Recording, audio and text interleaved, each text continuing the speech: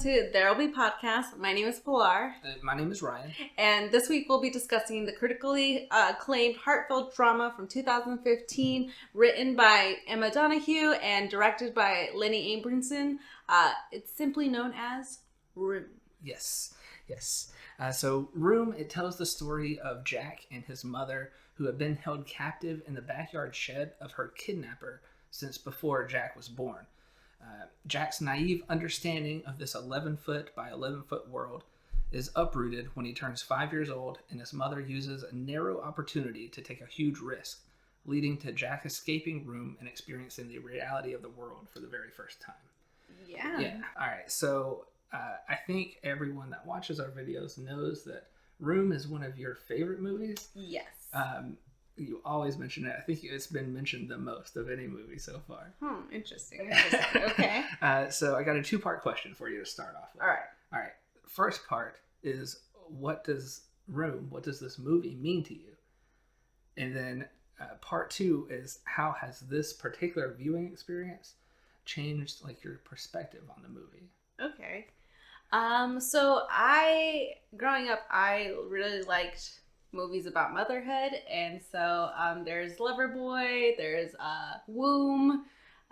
Recently, movies like Room has come out.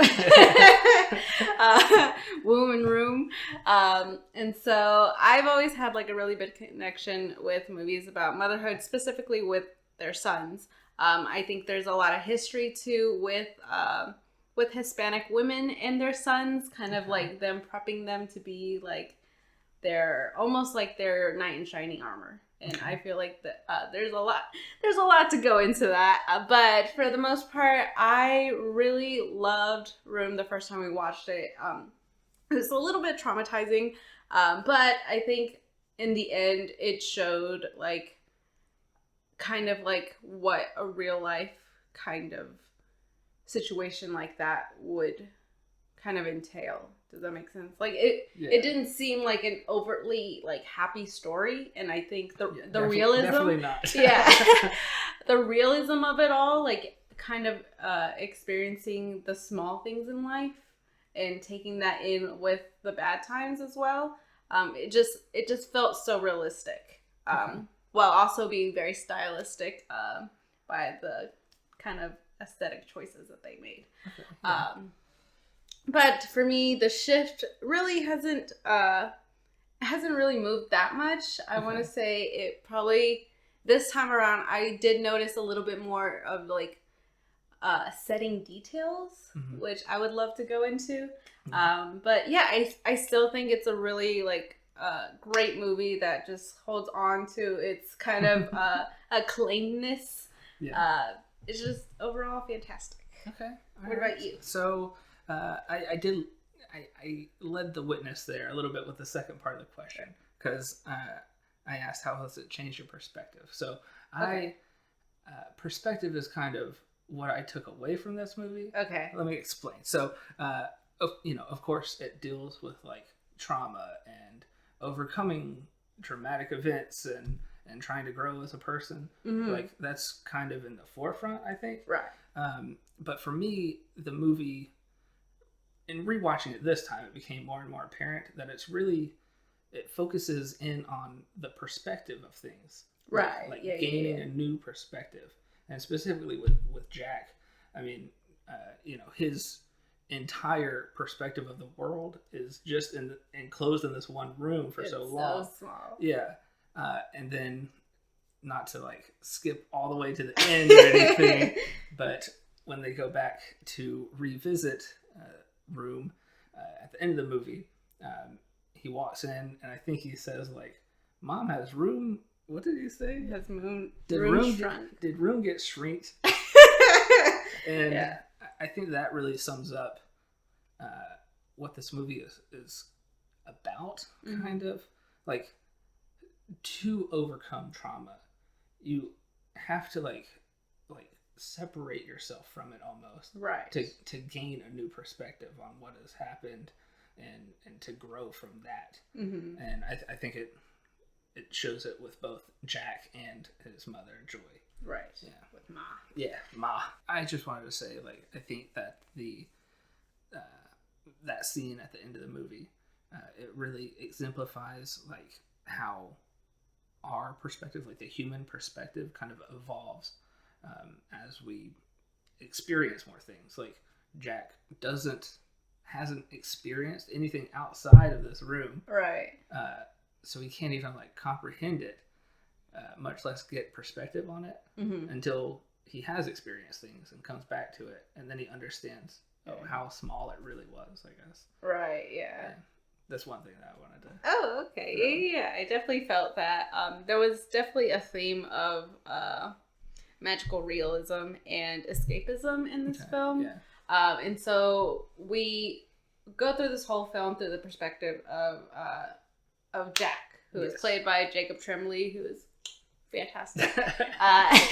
And so with Jack, we see the world that him and Ma, who is played by Brie Larson, have created along the way. Before Jack, I believe Ma was like in captivity for 2 years before that. Yeah. And so once she was able to gain Jack, she kind of was able to gain like almost somebody to share this experience with, and also to kind of help escape this experience with. Does that make sense? Yeah. So when she almost like an outlet, right? Yeah. Like she at the very least wasn't alone. And it's really cool to see the world through Jack's perspective. Like everything seems so big and magical. Like things like the mouse is like, oh, that's real, and she's like, no, that's not. Like, like she gets to create. She's like almost Jack's god in some sense, because she's just creating this little space for just the two of them, where she's able to just manipulate whatever rules she can. Yeah. That aside of old Nick, who is her captor. Yeah. Old Nick, who is her captor, she has to kind of create a kind of like a myth, or like what's the like urban legend kind of thing about him. What's the word? Yeah, it's like it's a mythos around old Nick and what his role is in this environment, I guess. Right. And I think at some point she like mentions that she doesn't know his real name. So like I think she's relating him to almost like Santa Claus. Like he just comes, brings stuff and then leaves. Yeah. Which I think is really like a nice kind of touch, I guess. Or like kind of like little connection there. Yeah. I definitely did not make that connection. Oh, really? Yeah. I mean, it could be possible that his name is Nick, or she told him his name was Nick or something when they first met. Yeah. And then she just doesn't know his last name, so he's just like the old man who like stole her or whatever. Yeah. But I also like the idea that he's like old Nick, because he just kind of resembles Santa Claus in that sort of aspect. Okay. In that imaginary world. Right. Yeah. And so she creates this world, or this like myth about him, like what he can do, what he does. Like, Jack thinks that he's like magic and half real, you know, like that he's not really human. Because one, he like never sees him. Every time old Nick comes by, Jack is stuck in the closet. Is that what it's called, the closet? What do they call it? The bureau? I don't know. I call it bureau, but I think it might be closet. Maybe they do call it closet. Yeah. Okay. So every time old Nick is there, Jack is stuck in the closet, so he really doesn't know what he looks like. And then throughout the film, we see him kind of go out because he's curious. He's 5 now. Yeah. He wants to know a little bit more about the world, so he goes to see Nick. And then when Nick wakes up, Brie Larson screams, "Don't touch him." And I think she's like saying that to Nick, but at the same time, she's saying that to Jack. Like, don't touch him. Like, everything he touches is kind of like ruined for her. Yeah. So she like, one, doesn't want old Nick to touch him because it's like, that's my thing. Like, you can't have that. But she's also trying to scare off Jack to ever like feel compelled to do something like this again. Yeah. So in this world that Jack and Ma create, room is the only location ever to exist. Everything outside of that is space.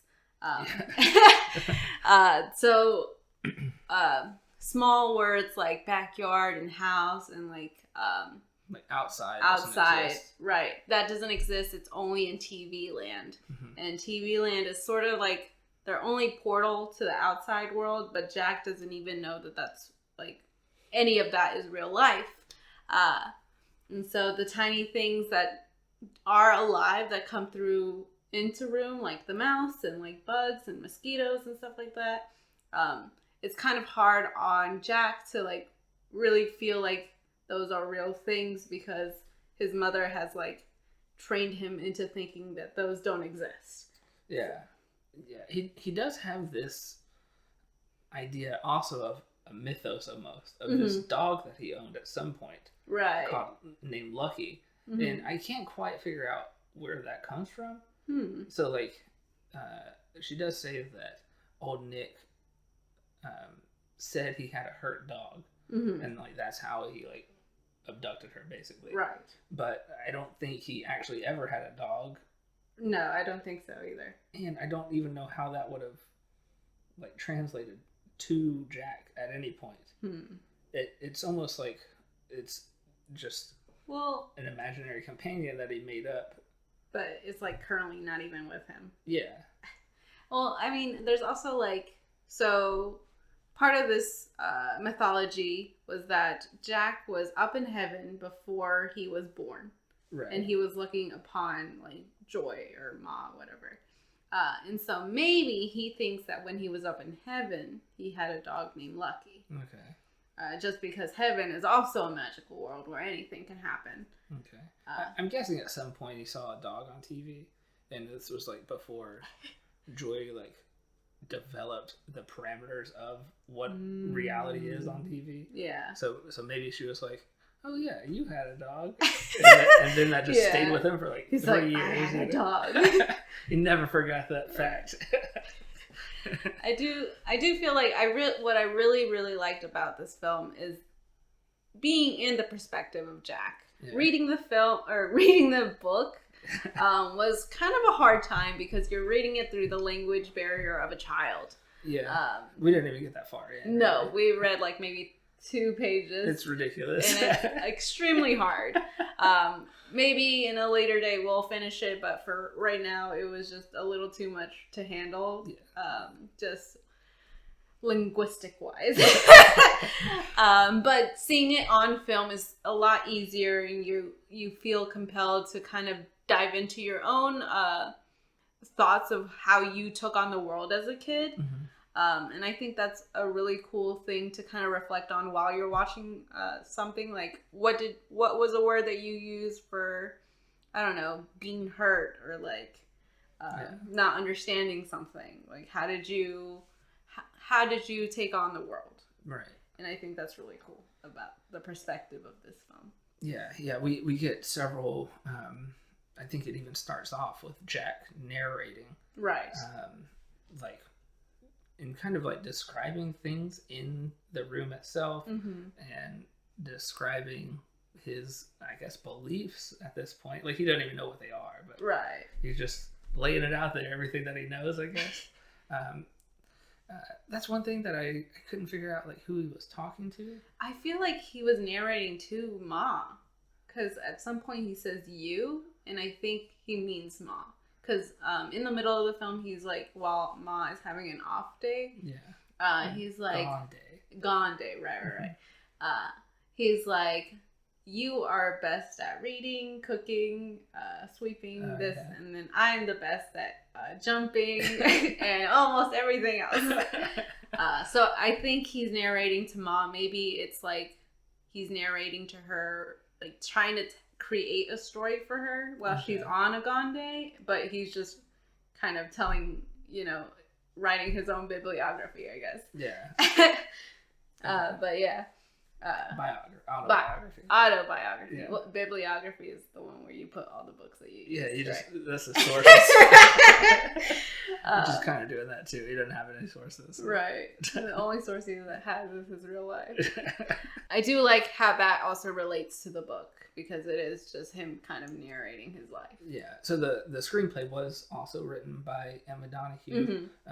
So apparently I think she started the screenplay before she even finished the book. Yeah. Like she was really? Like, I think she was like visualizing this as she was writing it. So, yeah, I think that's why it works so well because typically a movie like this, in a kid's perspective, isn't the the most like elevator pitch. All right, this girl gets kidnapped and she has a baby with her kidnapper, but we're only seeing it. But it's the kid who's narrating the whole thing. And it's like this is such a traumatizing like theme. Yeah. Like it's hard to like actually feel like I feel like there are films like that where like we do see it through kind of the children's eye, but it's a lot more like effective, I guess like negative wise. Oh yeah. Yeah. Like effective, like right. Effective? Like affects you more? Yes. Okay. Yeah. Because it's so dreary, so focus on the abuse and focus on like the downside of it. I mean, not that there's like an upside, but it's with Jack's take on the world, everything seems a little bit more magical, a little bit more peppier because he doesn't know what necessarily is bad in this sort of sense. Yeah. So everything is kind of just like a new experience and everything is just kind of okay, about not being focused on the trauma. That's one of the things that kind of stood out to me. Right. Because when they do escape finally, we see they're in the hospital. There's like a doctor. I guess he's like a psychiatrist or psychologist one. And he is very concerned with like Jack's kind of psychosis. Right. But you know, he says like, it's good that we got him when he's plastic, and like that's a funny line because Jack is like, I'm not plastic. Right. Know? Like I'm not plastic. Yeah, he like whispers that to Ma or whatever. But yeah, it's weird because Jack hasn't been like he hasn't been traumatized really. Not in the sense of abuse. Well, he doesn't comprehend enough to be traumatized almost. Okay, right. But they completely ignore like Joy, like her trauma. Okay. And that's something that like bothered me from not even like a story perspective. Like it fits with the story. It really does. Like people care so much more about kids than they do adults. Right. But I just thought it was so like painfully obvious. Like you guys need to look at Joy for a second. Yeah. Because I mean, we saw her several times in room. You know, before they even had an escape plan really or whatever. Right. And the fact that Jack has a term for her, like just being like dissociative. Yeah. Dissociative in the bed called Gone Days. Like the fact that he has a term means that it happens so often they have a name for it. Right. And that he has his own like little routine of what he does. Like, okay, well I'm not gonna bother her, I'm gonna make myself. He made cereal. Yeah, cereal. Yeah. He just like kind of just lays on the floor, plays with his like little car or whatever. Yeah. So like subtext wise, like that doesn't end when they get out of room. Like we see her kind of, you know, in a similar state, like on the couch, kind of dissociative. Then we see her like up in the bedroom, on the bed, like the same kind of way. Like she is not okay. Yeah. And like everybody just seems to be taking her word for it. Like, yeah, whatever, I'm fine now. Right. You know? She's just like, I'm just glad to be out of there now. But it's like, okay, you might be glad, but like also you have like a lot of things underlying that you're not talking about. Yeah. So it's one of the things that I like about the movie because it's very realistic. How this could happen to a young girl. Like, I think she was 17 at the time, and now she's 24. And she has to go back home finally. And, like, I don't know if you've ever gone home after you've, like, been out of the house and have experienced life or anything. It is such a different shift. Like, yeah, you can never go back to that same dynamic with your parents. Plus, like, her life back home has changed so much. Like, her parents are divorced now. There's a new guy in the picture who seems great, by the way, but it's just like something to get used to. Plus the fact that she like goes to her bedroom and hasn't changed in 7 years. Oh my god! Like, how awful is that?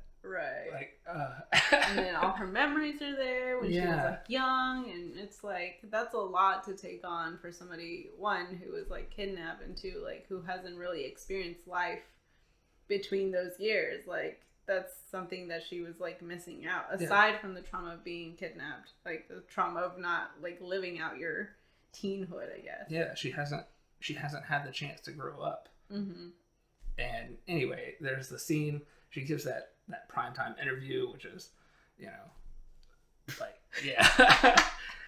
there's that scene where nobody's even talking. They're all like sitting at the table. Leo's like cooking in the background or something. And the tension is just like so thick. Like, you're just like, it's so bad. And I don't know how she wasn't like on suicide watch. Like, for real, people. Like, open your eyes and like, just don't mind Jack for a second. Like, Jack is fine. Jack is fine, dude. Like, okay, so I think relating to Jack in, you know, the term of like not being being plastic or whatever. So there's the case of Jeannie, who was in captivity for, I believe, 12 years. I cannot remember. But once she was able to escape, like, she had never talked to anyone. She had never, like, pretty much was, like, bound to a chair. So her, like, posture was, like, so bad. And psychologists, like, would work with her. And she just, like, never learned how to speak any language, honestly. And she was, like, a teenager, kind of just with the mind of a 2-year-old almost. So that's why he was like, that's why I believe they were so much more concerned with like Jack, because it's like, well, you know, I guess we can deal with like somebody who has been traumatized like this, but we gotta like fix a child before they develop that sense of trauma, so they can carry on with like a normal life. And it's like, well, you know, Joy's already effed up. We can work on her like later, I guess. I guess. But like, I mean, he's 5 years old. He barely has like consciousness, you know. Like, he just grew up when he turned 5. You know. So one of the things that I thought was really cool is Joy, in addition to like developing this belief system and world and mythos and stuff like that for Jack, she's also like paying attention to like typical like motherly things, like like vitamins. She gives him vitamins. He worries about hygiene, like brushing his teeth and stuff. They have like a little exercise routine where he's like just running from one side of the room to the other. Track. And then also, I mean, he's really smart, for a 5-year-old. Like, outside of him not really having an understanding of reality, like, he knows how to read really well.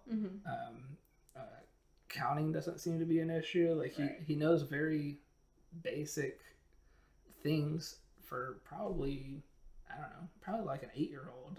And he's only 5. Like, that's pretty good. Well, I would go to say, like, well, that's all she can put her focus on. So, like, he's bound to come out good. You know? It's not like she had him and neglected him and then he's like messed up, you know? Okay, like, fair enough. Like, that's all their focus was developing Jack. I mean, that's kind of all she has to do. That is something I kind of have a problem with, I guess, was the idea of developing Jack. Because old Nick, like, to what point would Jack, like, growing up become an issue?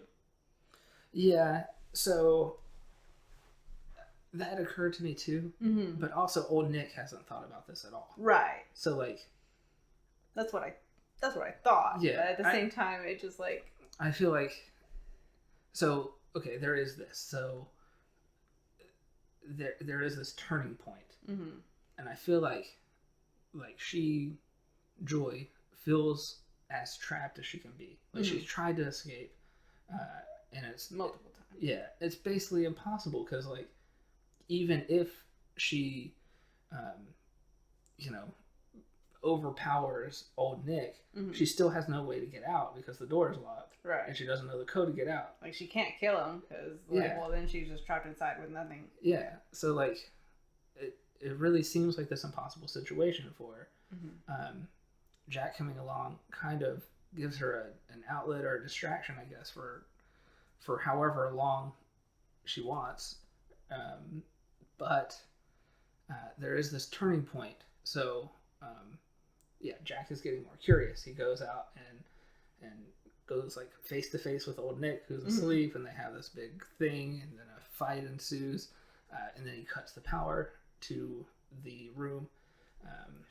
Yeah, and it's very cold and stuff, and it's like this all happens and stuff, but it's not until Jack is reading from Alice in Wonderland that some of the lines, like, click in Joy's head, and it's talking about, like, all of this crazy stuff had been happening to Alice, and I think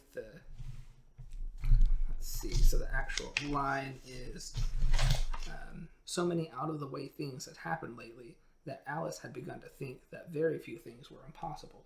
And, like, Jack is reading that, and you kind of see it, like, click in Joy's head that maybe things aren't impossible. Maybe it's not impossible to get out of here. Right. And if Jack is, like, of mind now, then maybe it's time that I let him in on reality. Right. So she tells him reality, and he was, like, not having it. Yeah. But like, I don't know if it was the next day or a couple hours later, he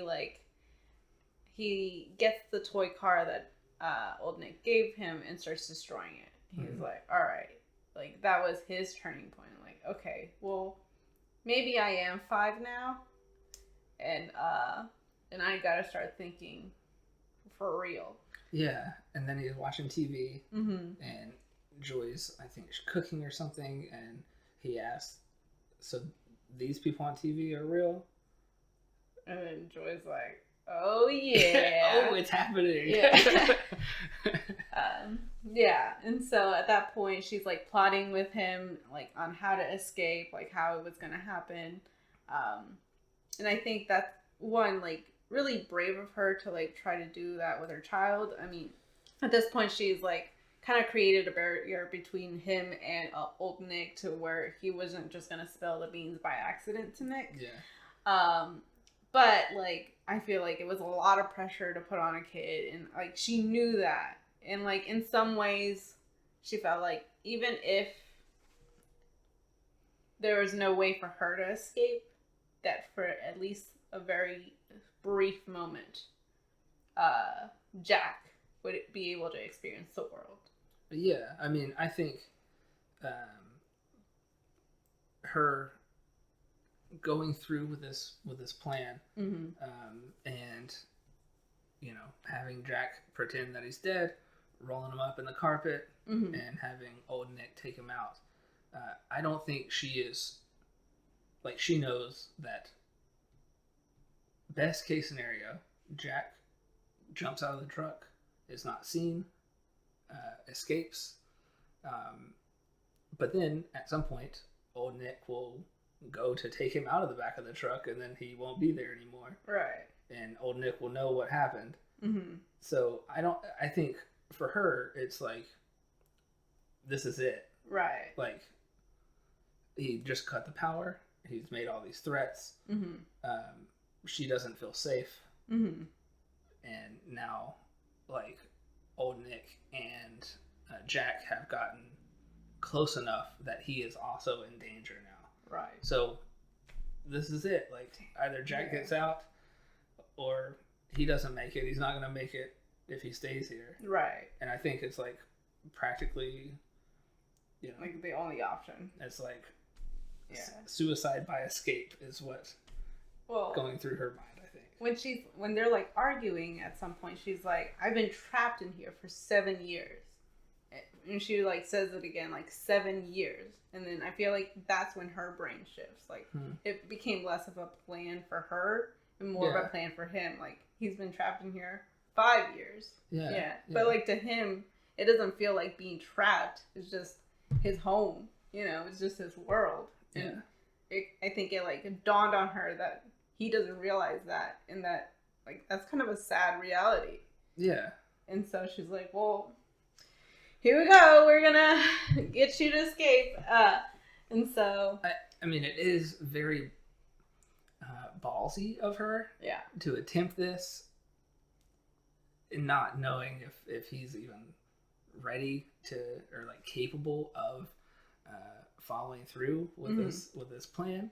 But I feel like, I mean, she knows Jack, and Jack seems like the type of kid that only does what he knows to do.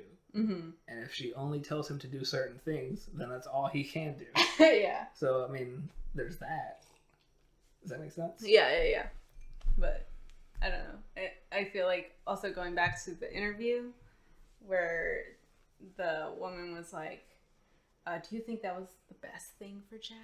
And dude, that like blew her brain. She was like,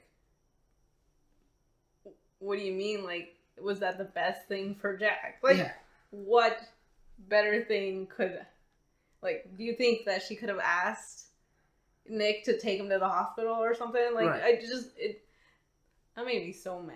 I wanted to jump through. Like, that's like the crutch of the movie, I feel. Right. Like, this is what everybody who looks at Joy sees. Like a selfish woman who like kept this child in captivity just so she wouldn't be alone or something like that. It's like fuck you, dude. For real. But yeah, like I feel like I was thinking about that. Like, okay, all right. So let's back up a little bit. When she gives birth to Jack, it's been about 2 years, right? Mm-hmm. So in that 2 years, she's been abducted. Who knows what the state of this room was before that? The state of her relationship with old Nick. She's definitely been raped and impregnated in those 2 years. Like, it's only at this point can she even trust old Nick enough to dispose of Jack's dead body. Right. Or dead body, But, like, how could you trust an abductor and raper? Rapist. How can you trust someone like that to drop off your newborn baby at a hospital? Right. Like, I mean, come on. How stupid of a question is that? Yeah. But yeah, with you talking about the state of the room, I think that's pretty interesting to show like kind of the structure of the room, having the little kitchenette, the bathtub. Yeah, there's a bathtub and toilet in there. Like, that's... Right. Like, to me, there's another thing, too. Like, I don't know. I mean, I'm sure it is plausible for him to have created this sort of kind of encasement. Yeah. Like... The ceiling has soundproofing. Right. Yeah. But, like, to some extent, like, I don't know, like... I don't understand, I guess, maybe, because I'm not a captor. I don't know why someone would create like such a big investment in this. Does that make sense? Yeah.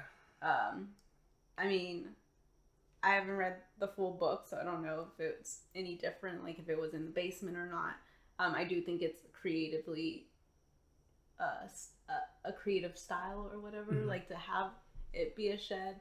But in all honesty, I feel like it's kind of hard to believe that it would be a shed when it's a lot to like kind of connect and build and structure. And yeah, I mean, Nick just doesn't seem like that kind of person. Yeah, there's plumbing, heating, and electricity, right, all in this shed. And that, I mean, when I grew up, I had a shed in the backyard. My dad and I built the shed, and like it had none of those things. But yeah, so that's one thing that really does take me out of the story. I mean, I'm sure there are like similar cases to this, but it's just for me hard to believe for someone like Nick and the kind of person that we got to see to go through this kind of work. I do feel like it is plausible for him to like have this kid with or allow Joy to have this child and him not and him not be involved, because he doesn't seem like the kind of person who wants to be involved or like that's true. Wants to put the work in. He does seem very lazy. Right. Like he has a problem getting the smallest things for like grapes. Yeah. Yeah. Vitamins. Mm-hmm. So like they literally get no vitamin C. Vitamin C? Yeah. From the sun? Vitamin D? They literally Sunny D. Vitamin D. They literally get no vitamin they get no vitamin D. And he can't even get a vitamin. He's like, those are fake. Like, you don't need vitamins. It's like, okay, well, you already went through all this work already. Like, just get the fucking vitamins. Pathetic human being. Right. So, along also with relating to Ma and her, like, experiences, I think, like, there's really neat little nicks that Brie Larson kind of brought to the character, and as well as like the team who was surrounding her. Mm-hmm. One of the things that I picked up a lot in this viewing is like her eye twitching.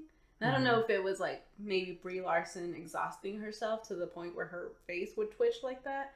But specifically when she would get mad, I think it happened. I can't remember what scene this was, but it was like near the beginning of the film. She like said something to Jack, and he like kind of like blew her off, and her eye twitched in a very specific way. And it happened again that I saw it during the interview when she asked her that question, like, hey, are you ever going to tell Jack about his father? And she was like, he doesn't have a father. Like, that just doesn't exist to Jack. Yeah. And I think that's like a really like, I don't know, like kind of, it's like a sign of a great actor.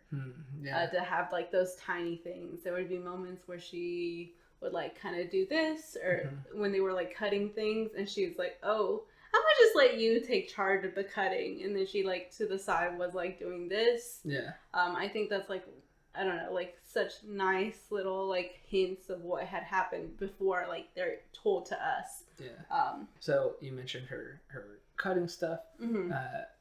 She does like cut this apple in half, and she like takes a bite of the apple, and that's when she loses. What's it called? Bad tooth? Oh yeah, bad tooth. Is that what it's called? Yeah. Just anyway, there's little details like the knife that she uses doesn't have a point. Like the point's been broken off. Oh yeah. Like that's really a great detail. Yeah. There's also a small moment where old Nick comes in and he smells like the burnt toast that that she burnt early in the day, and she's like, oh well, I just wasn't thinking, because she told him, oh, I just burnt some toast. And I think she like quickly got in her mind like, oh, he's gonna think that I'm like trying to do something. So she's like, oh, I just wasn't thinking. And I thought that was like really smart too, either in the dialogue or if that was something that Brie Larson just came up with. There's like small things like that that's just like so good. Okay, I did want to mention this one other detail about old Nick. So Nick gets Jack this red pickup truck, an RC truck, and then when he takes Jack's dead body out to his truck, he has a red pickup truck. And like, I didn't see that. That is such like a realistic thing for this pathetic human being to have gotten a toy for his captive kid that resembles his own pickup truck. Damn, that's crazy. I didn't even see that. Yeah. And that's probably him like trying to relate to him as like a father. Yeah. Oh, that's so messed up. Yeah, that's gross. Yeah. That seemed very believable to me. There's other things that make it very believable as well. I have them listed out here. So like the makeup, I think they did a really great job on the makeup, making Brie Larson especially look, pretty like emaciated almost. Like, like worn. Yeah, like she does not look well. Right. In this room especially. Jack looks like he literally has never seen the sun. Like they definitely look like they've been in this space for 5 years without leaving it. Also, how room itself is decorated with all of these like scraps, like egg cartons with pictures drawn on them. It's not a clean space really. Right. Like everything is. She tries what she can. Yeah. I mean, you can tell like where they've touched the walls and stuff, Yeah, I think there was like a certain scene when they're like moving the bed. You can see like a hole where Ma tries to like dig her way out. It's like, girl, like you're not gonna do that. Yeah. I mean, she tried, but yeah. A couple of other things. How when they got out, how the doctor gave them like sunglasses and sunscreen. I thought that was like just a very nice little detail. Right, like professionals doing their job. Yeah, like that is exactly what they would give you in this situation. Right. They gave him a mask. Specifically for Jack. Yeah, I forgot about that. I meant to write that down. Yeah. She's like, is this necessary? It's like, yeah, there's like a lot of germs out here that your body's not been exposed to. Like, you're going to have some sort of reaction. You're going to need it. Yeah. Wear a fucking mask. Oh, yeah. And then the fact that she basically was forced to do that interview to pay for like legal expenses. Right. Like, this world sucks, dude. It really does. I don't know. Like, I didn't even think about that kind of stuff. Like, having to like pay for things like this. It's like this person hasn't had a job. They've been abducted for like years. Yeah. Like, how are you gonna expect people to pay for things? I don't know. But then also, who pays for it? True. I don't know. Like, it's such a sad world, and I feel like I don't know. Like, when you look at it through like Ma's perspective, like it is sad, like no matter what you do, but like I feel like this movie was bearable because you saw it through Jack. Yeah, like, if it wasn't through Jack's perspective with like the comic relief that it had, right, it's impossible to watch this movie. Really, it really is. Like going back to like Ma, like after Room, there's just like she was a teenager being trapped, and now she's an adult. And so she like is now back into like it was almost like her world was on pause, and now she's like back into it, but everything else had moved. So now she's like going back to being a teenager, like rebelling against her parents and like being like, you don't understand, Mom, almost kind of. Yeah. But she also is kind of like she's out of here, so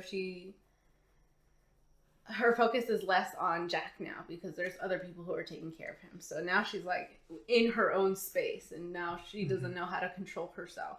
Yeah. And it's like she feels like everything bad has happened to her, and it's like, yes, bad things have happened to you, but like there are other people who are affected.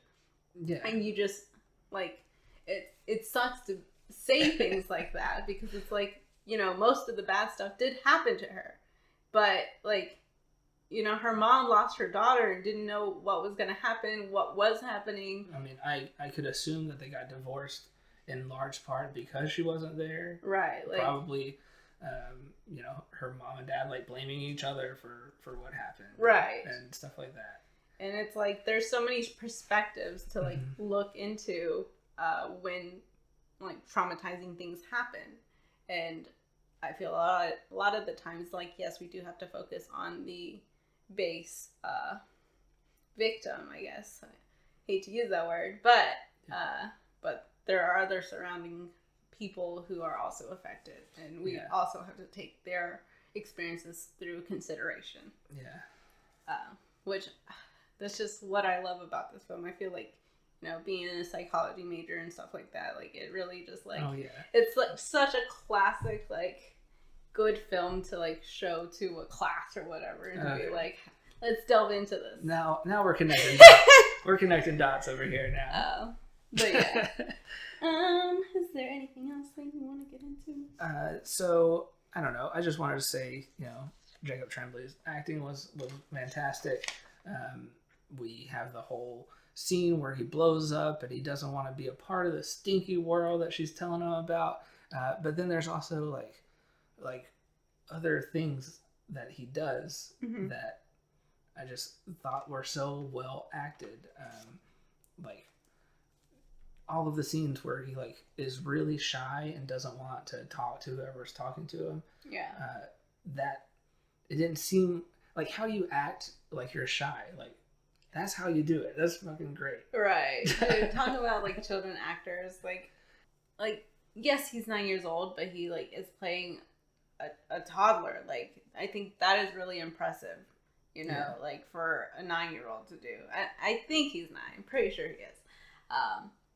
And dude, he was wearing a wig and everything. And then I was watching some interviews with the cast, and the way that they talked about Jacob was that he was like in the zone, and then as soon as the scene was over, he's like, "All right, I'm gonna go play with my Legos." Like it was like insane to them how separated he was from his character. And I think that's something that they really liked about it too, because Brie Larson herself, she was like delving into her character. Like she was talking to psychologists, to like people who've also been through this type of experience, and so she was in it all the way.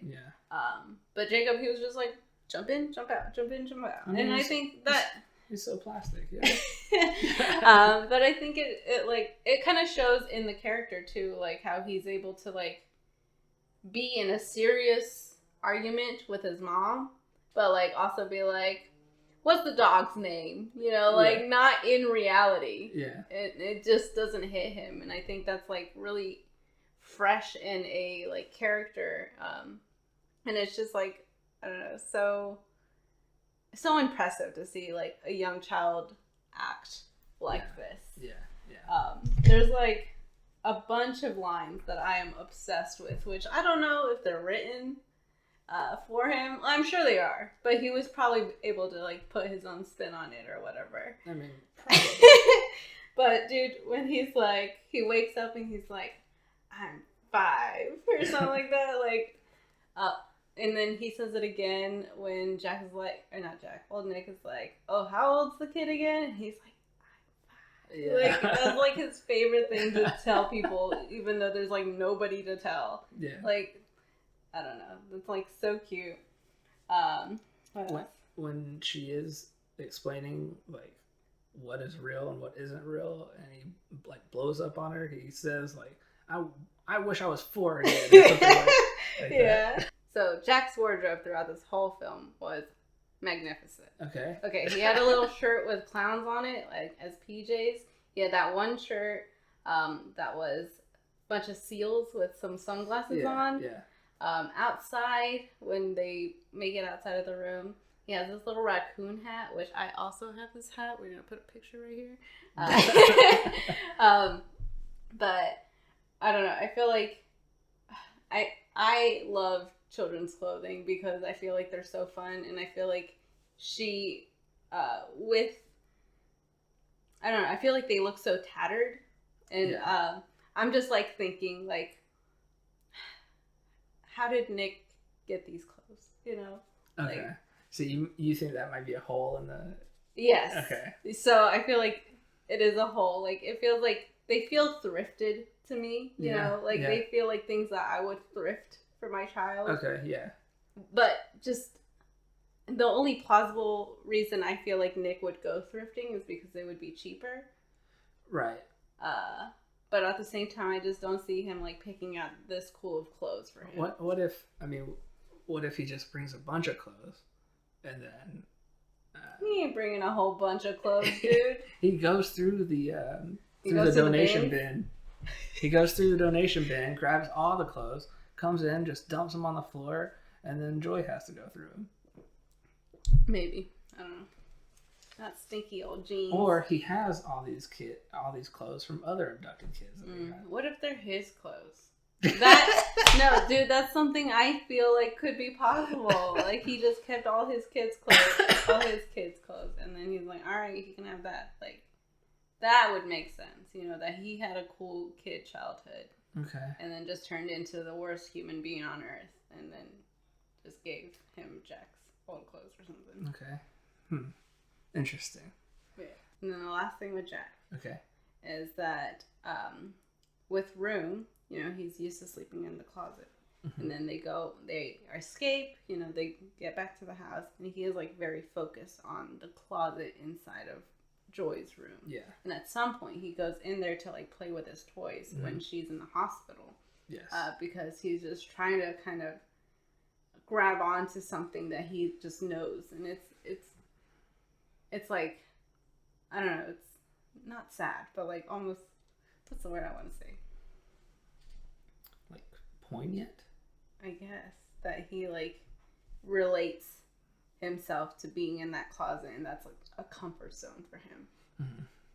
Even though it's not his closet, and he's like, I desperately want to go back to Room because that's all I know. Like I miss the good times. Like those were good times to him. Yeah. Because that's where his mom was. She wasn't like having a mental breakdown. Well, she was, but like it didn't seem so explosive to him because she didn't have that much space to explode. Yeah. So there's not many things that stood out negatively to me about this movie, but there are a couple of things. Okay. And I do want to mention them. One of them is in that closet that you just mentioned, where he is sitting on the floor of the closet playing with Legos. We do see a couple of details about Joy's life prior to being abducted. Like, I think she's kind of an alternative kid. Yeah. Like she has this like guitar bag. We see the Radiohead poster. Yeah, don't think I didn't see that Radiohead poster next to the closet. I definitely saw that. She has like a White Stripes poster that clearly says the White Stripes. I don't know why they couldn't give Radiohead that much screen time. Anyway, she has a bunch of Converse in her closet, and then like flannel shirts and stuff. Right. But the thing that stood out negatively to me is that we have that brief scene where she's looking at old yearbooks, and she tells Jack that she was on the track team, and she didn't relay on track or whatever. But there's no like sneakers or tennis shoes in her closet. Okay. So like, I mean, just put one pair of Nikes in there, Right. Yeah. Wow. They're all flat, they're horrible shoes for runners. Dang. Anyway, that's one thing. That just didn't line up with you. It didn't line up. Like if you're gonna have this out of the place story about how she's on track, at least make her closet look like a track person. I don't know. Yeah. Okay. Yeah. The only other thing, like believability wise, there is this other scene though, where Robert, the dad, Joy's father, Jack's grandfather, played by William H. Macy, he basically just makes a cameo because he's really only in this scene and like one other scene for like a couple of seconds. They are eating dinner all together. It's the first time they've been there really, Jack and Joy. And Robert can't even look at Jack. And this scene is like so heavy, like so well acted. And then we do have like a brief hint of like comic relief because Joy gets so frustrated. She's like, okay, we're out of here. And she like pulls Jack away from the table and he's eating ice cream. He's like, oh, one more spoonful of ice cream. Yeah. Like that's so good. But I don't know what place that scene has in the movie really. So I think what was... All it does is, like, make Joy's situation look so much more desperate. I mean, how... She has such a horrible story already. Right. Why include her father that's not even in the picture? That's my whole thing. Well, I mean, I think it goes to, like, I'm pretty sure that was because he wouldn't look at Jack. It's like relating to, like, oh, that is the son of a rapist or a child of a rapist. Yeah. And I don't know. I think it was hard for him to, like, have that reminder that his child was, like, raped and it had some malleable. Yeah, I some, like, tangible outcome. Yeah, I get that. Like, you know, he is obviously ashamed of what happened to Joy. Mm-hmm. Robert is. Mm-hmm. But he plays no role in the film prior to that and after that. So I love that scene because, I mean, William H. Macy is fantastic. I just love after Joy storms off to the table, he's just, like, standing there with his like, hand on the chair, and they just have, like, this, like, a couple of beats where he just, like, doesn't even know where his eyes should go anymore. Like, he can't look at his ex-wife. Can't look at the new guy. He's just, like, looking into space. Right. Like focus on nothing. So I love that scene. Mm-hmm. Like, it is one of the scenes I was looking forward to as we were watching this again. Okay. But it kind of caught me off guard because I was like, is this necessary? Yeah, is it necessary? I don't know. Maybe it gets better delved into in the book. Yeah. That they're like, we have to. Plus, also, they probably paid a lot for William. What's his name? William H. Macy. Yeah, for him. So they're like, gotta give him some more screen time or something. Yeah. Make it count. There is one other scene. So the guy cop, when Jack's in the back of the car, like, why is he such a dick? You know? I don't know. Just to show how, like, some people just kind of want to blow it off. So, he does have a line, like, I think it's a cult with the long hair and the tooth. Mm-hmm. And that actually is a reference to the story, which all of this is based on. Okay. Because the captor in the real story blamed a cult. Like, that's where he claimed his daughter was in a cult and, like, put all this stuff on that. Wow. Anyway, don't want to get into that. This is a separate issue altogether. Mm-hmm. You're welcome to read about it on Wikipedia like I did. Anyway, so I understand why that's in there. Mm-hmm. Like, he's a dick. The cop is a dick. Right. But he has that line to kind of just reference the origin of where the story came from. So I understand that. William H. Macy, like, maybe he loved this book. It really wanted to be a part of it. Right. You know? I don't know. All right, so those were a few of the details that we got to delve into that we were really interested in. There are plenty more, but we want to move this podcast along, so we're just going to go on to the next section. And this next section is going to be our ratings, okay? We're wrapping this thing up. We're wrapping it up. All right. So, you want me to give my rating first, or you want to give yours first? Because you gave your rating already. I did. In the establishment episode. That's true. Not to point fingers. Nah, I mean, I was pointing fingers too. But. You gave it a 9.4. Yes. In the establishment episode. Has your rating changed? So, it did before we started talking about it on the podcast. So, in rewatching it, okay, I had changed it to a 9.5. Which is 1.1. 0.1, yes. 1/10 of a point. Right. 1/10 of a point higher than originally. But the more that we talked about it, the more I realized that there were a lot of things that I did feel like were missing or like out of place or like things like that. Like, yeah, just didn't line up. So I'm going back to my original. Okay. To a 9.4. Just because, I mean, dialogue, fantastic. Yeah. Everything that Jack said was so great, so funny. Same thing with Brie Larson. She was really comedic at times when she needed to be, like specifically to cater towards Jack. But when she needed to be serious, she like was in it. Yeah. So that covers characters and dialogue. The setting we talked about a little bit, so that was a little bit where it faltered. Like, yes, the room itself was spectacular and was full of details, but there were just some plots in the story as well that just didn't line up. Yeah. So that covers plot and setting. Pace-wise, the first time that I watched this was something that did kind of like shift in me. Okay. Was that I felt like it was too long, or that it could have stopped somewhere. But I think this time around, I think it was like necessary for it to continue, because I feel like in watching it, you want to like see Jack escape and then come see Ma, and then they're happily ever after. You know, it's like you want it to leave in such a big, like positive emotion. Right. But then you get to see like what really happens afterwards, and it's not just peaches and cream and stuff like that. Like, you know, the trauma still continues, and it takes a lot of work to get out of there. Yeah. So speaking on that,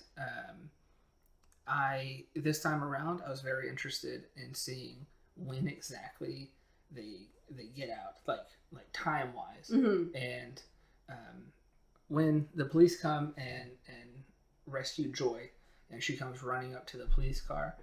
That is like the exact halfway point in the movie when they escape the room. Right. And to split the movie basically into two parts like that, it means that their life in room was just as important and not more important than their life outside of room. Right. So that's what got me thinking, like, what is this movie really about? And that's why I did the whole perspective thing. Right. Yeah. Yeah. I think that it was like, I definitely feel like the pace was just, it was right where it needed to be. Yeah. Like right in the middle, in between both. Yeah. Sound one was like something like, it did have a beautiful like score. Definitely the song in which Jack is like talking to or narrating to Ma like while she's having her gone day, like that was a very spectacular like moment. And there are like also tiny sounds that I think are really necessary, like the beeping of the key codes things, her watch, the little time, like to be like, hey, you gotta go to bed. Definitely necessary. And cinematography, I felt like I feel like the aesthetic of it all like was necessary for the story. I personally like, it was like okay, but it was just like it needed to be that way. That's the thing. So I think I can speak for you on this. So like, don't get us wrong. There's not like mistakes necessarily in this movie. Right. Like, you know, like in Parasite, we thought it was a mistake. The crumbs on the floor. Right. To be ignored after that. This movie doesn't really have anything that stands out like that. It's just like almost like taste things. Yes. That are a little questionable, I guess. Right. Yeah. Yeah. Like, I mean, I personally didn't like how it was like the same kind of dark grayscale once they were out of room. Like, I think from a like kind of artistic take, like you would assume things would like brighten up a little bit. Does that make sense? Right. But it didn't, and I think that is important because it shows like, you know, everything isn't just magically better. Yeah. So I definitely think it's necessary, but I just something personally I didn't like. Yeah. Because it's like I kind of just want to see a little more brightness in Joy's world. Yeah. I kind of don't like how her name is Joy though. Yeah. Too. Okay. So there's more things. There's more things now that we're talking about it. Yeah. Why is her name gotta be Joy? Yeah. Come on now. Any other name would have worked. Right.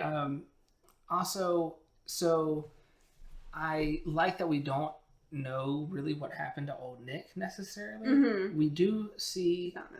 It's not necessary. Right. Which is fine, except it does show joy watching TV and seeing that they have arrested the man that lived in this house connected to her case.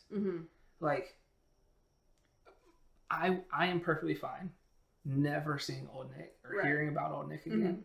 But that doesn't, I mean, it doesn't resolve anything. Like, we don't know ultimately what happened to him, and neither does Joy, I guess. And like I just want it one way or the other. Okay, gotcha. Like, that's another thing taste wise that it just, you know. I don't know. Like, to me, like, I hate things like news stories where they're like, the murder was like part of this school, blah blah blah. I was like, dude, I don't want to care. I don't care about any murder. I don't care about any mass shooter. I do not care about them. Yeah. At all. Yeah. Like, stop talking about them. That's how I feel. Yeah, that's what I mean. Don't ever mention them again, and then it does. Movie. Where I feel on originality, like, I think it's, you know, there's plenty of movies similar to this, like Mother Son movies, definitely for sure, because I've seen a lot of them, and then kidnappy kind of like movies. Okay. But I do think it's a little bit more of a different take with the perspective and with the story and how it carries along with both sides of the story. Yeah, I think the most original thing about it is how much of the story is outside of room. Right. Yeah. So I do think like it's very high in the originality category for me, and as well as enjoyment, because I mean I love this story. I think it's really impactful in the relationship that Brie Larson and Jacob have. Yeah. And as well as their characters, like I think you can definitely see the chemistry just like be so pure and like beautiful, and just it's adorable. It's funny at some points, but it's also like realistic in a sense where it's not like dreary, but like, you know, responsible as far as like telling a story goes. Yeah. But yeah. All right, so you giving it a 9.4? Yep, still a 9.4. Okay, I am very close to you. I am giving it a 9.3. Ooh. Just a little, I mean, it's basically the same rating. That's the number that I settled on. I did one thing before we mention our favorite things that I want to talk about that we haven't talked about yet. Okay. Is the end scene where they go back to room. And I think like wrapping up a story like this, like that is such an important moment. Like one, it kind of it brings closure to Joy, I would guess.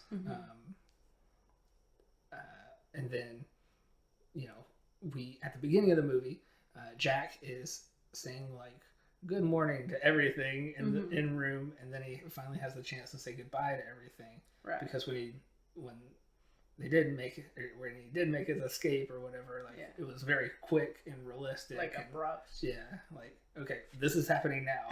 Yeah, like, you know. Okay, so that scene itself is very important. The thing that, what do I want to say? Do I want to bring this up? No, I'm just not even going to bring it up. Okay. I hated how they went through the house. Yeah, I did hate that. I hated that. Okay. So I hated how they went through the house. And then left through the backyard.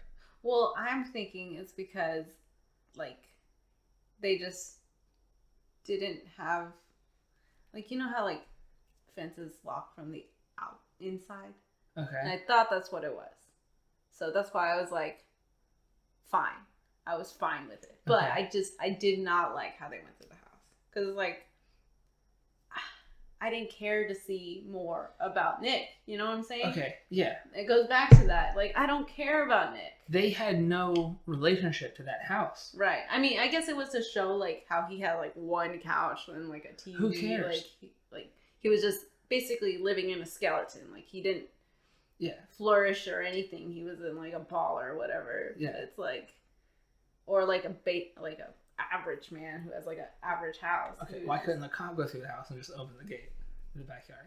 Yeah, which would definitely happen in real life. I hated that, the fact that they went through the house. Yeah, we don't care about Nick. also, it shows like the backyard, I guess, and there's like that tractor there. And at first, I was like, "Shit, does he have like graves or something back here?" No, they're just like demolishing it. Yeah, they're just like looking at the plumbing that ran to the shed or whatever. Right. And it's like, I don't know. Tractors cost money. Like somebody is renting that tractor and just sitting back there and some. That's what Joy's paying for. Yeah. All right. So I'm gonna go ahead and get into my favorite thing about this movie. It's pretty brief. I love the scene in which they are screaming at the aliens. Yes. I thought it was really smart to incorporate, like, why isn't she like screaming for help or anything, you know? And this is how she does it. And I love aliens. I love how high pitched Jacob's screaming. Yeah. And I liked how it's like a game that they play, but like in her terms, it's like a way to escape, like trying to escape. Yeah. I think that is a very cute scene too. Yeah. So I have two favorite scenes. The first one is a little bit more in depth than the next one, but so I believe that the relationship between Ma and Jack, and also with Brie and Jacob, is just so cute. It's so heartwarming and pure. And there's like there's a scene where where Ma is like teaching Jack how he's gonna roll up in the rug and then wiggle himself out, and he's like, "No, I don't think I can do this today." And she's like, "No, like, we gotta do this today. I'm your mom. I picked for the both of us, and we're gonna do this today." Yeah. And then there's the moment where she like overdoses and has to go to the mental hospital, and then she calls him on the phone to make sure that he's okay. Yeah. And Jack is like, "You need to come home like now." And she's like, "No, I have to stay here." And he's like, "No, you're coming back home today, and I am choosing for the both of us." Like, he's like, I choose for the both of us." And I think that is so cute, and like having him kind of just take her own words and like be like, "Hey, like, now I'm taking care of you, like, and I'm picking for the both of us." Yeah. But another one that I really love is just like something that I like. A quote that I use all the time. It's not even a real quote, but it's like when they were fighting and she's telling him her story. He's like, "Nah." Like, I feel like I say "nah" like that all the time, and I feel like it kind of puts people off because I feel like it sounds very rude. Yeah, funny. But I just think it's hilarious. Yeah. He also says it at the end. She's like, "Do you want me to close the door?" Like when they go back to room, and he says, "Nah." I don't know. I love that. All right. But yeah, so let's go. That's pretty much it for Room. I hope you enjoyed our review of it. Yes. That being said, so half of Room, I mentioned. The first half. Yeah, the first half of Room, it takes place in an 11-foot by 11-foot set, and you can feel how trapped the characters are in that setting. Mm-hmm. So it got us thinking about other films in which characters are trapped in a setting, in which the setting acts almost as an extra character. Mm-hmm. We considered a lot of movies, probably about a dozen or 20 maybe, that could fit into that, but we did narrow it down to these three. So you want to give them the movies? Taking it away. Yeah. All right. So the first movie that we have for you is His House. It came out in 2020. It's directed by Remy Weeks. Yes. And that is the film that we have not watched. It just came out last year. It's on Netflix. I think it came out in October of 2020. Yeah. So. And so we did hear like a really praising review for it, and I'm kind of excited to watch it. It's a horror movie that we don't know too much about. Yeah, we were kind of expecting it to fit into this. Yeah, but B, we have The Lighthouse, which was a movie that we didn't really like at the beginning, and so we kind of want to go into it and see if it's maybe we like it or not, have different opinions. So I've seen The Lighthouse twice. Yes. I saw it in theaters, and then I was like, you have to see this stupid ass movie in the Lighthouse. So yeah, I look forward to rewatching that. Yes. It's directed by Robert Eggers. And yeah, that came out in 2019. Yes. And then C, we have Mother, exclamation mark. That came out in 2017, and that's directed by Darren Aronofsky. You got it. I did it. And that revolves around Jennifer Lawrence. Jennifer Lawrence, sure and a lot of anxiety. Yeah, we've mentioned it on prior episodes, but that movie, I don't think either of us have finished it. It is infuriating. And, yes. And we want to be able to like just actually sit down through the whole thing. Yeah. So all these movies have something that like we're really intrigued to watch. Yeah. The first one, never seen it. The second one, mixed reviews. And the third one just like couldn't stand to watch it. So we want to watch these films just to get a better view of them. Yeah. Let us know which one you want us to review next. And of course, thank you so much for watching us. If you haven't already, please subscribe to the channel and share us with your friends. Also, don't forget to like the videos. That really helps out. Yeah. If you like it. If you don't like it, then you're probably not even watching it anymore. So anyways, you can also follow us on social media. You can follow us on Instagram. We are there. Will be podcasts on there. On Twitter, we are Pod from a Basket. Yes. We are on Spotify and most podcast listening applications. We're on Google Podcasts, on Anchor and others. Yeah, we've been making it big over there. So you guys can listen to us. If you don't feel like you want to pull up YouTube and watch us, you can have the audio version only. Yes. That being said, thank you again for watching. Stay tuned for some parting words. I know this is gonna be my favorite. They're gonna be pretty good. But yeah, thank you again. Bye. Good night. I've been in here for 7 years. Do you understand? This story is boring. Jack, the world is so big. It's so big you wouldn't even believe it. Room is just one stinky part of it. Room's not stinky. Only when you do a fart. Oh my god. Okay. I don't believe in your stinky world.